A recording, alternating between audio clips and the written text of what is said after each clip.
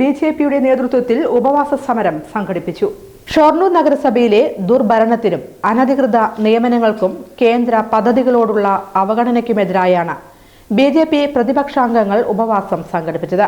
BJP Palakkad west ജില്ലാ അധ്യക്ഷൻ P Venugopal ഉപവാസ സമരം ഉദ്ഘാടനം ചെയ്തു. ചങ്കൂറ്റം കാണിച്ചവരാണ് ഇവിടെയുള്ള പ്രതിപക്ഷ കൗൺസിലർമാർ എന്നുള്ള കാര്യത്തിൽ സംശയമില്ല. മറ്റ് പല ഭാഗങ്ങളും കാണാറുള്ളത് ഇടതും വലതും എങ്ങനെയാണോ ഐക്യപ്പെടുന്നത്, ഇവിടെ അങ്ങനെയൊക്കെ തന്നെയാണ്. കുറേ കാലം രഹസ്യമായി ഐക്യപ്പെടും, അത് കഴിഞ്ഞ് പരസ്യമായിട്ട് മാർക്സിസ്റ്റ് പാർട്ടിയിലേക്ക് പോകും കോൺഗ്രസ്സുകാർ. അങ്ങോട്ട് തെരഞ്ഞെടുത്ത് വിടുന്നതെന്ന് ചോദിക്കുന്നു. എന്താണ് ഇപ്പോൾ ഷൊർണൂർ നഗരസഭയിൽ നടക്കുന്നത്? ഇടതുപക്ഷത്തിന്റെ ഭരണത്തിൽ ഏകാധിപത്യമാണ് നടക്കുന്നത്.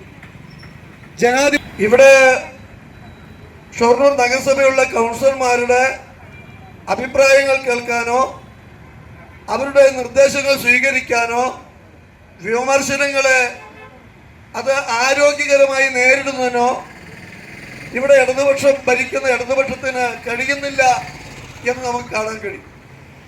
ഓരോരോ പദ്ധതികൾ വരുമ്പോഴും ആ പദ്ധതികളുടെ മറവിൽ വലിയ വലിയ അഴിമതികളാണ് നടത്തിക്കൊണ്ടിരിക്കുന്നത്. ഇവിടെയുള്ള നിയമനങ്ങൾ ഞങ്ങൾക്ക് യോഗ്യതപ്പെട്ട പല ആളുകളെയും മാറ്റി നിർത്തിക്കൊണ്ട് ആകെ ഷൊർണൂരിൽ യോഗ്യത എന്ന് പറയുന്നത് മാർക്സിസ്റ്റുകാരനാവണം.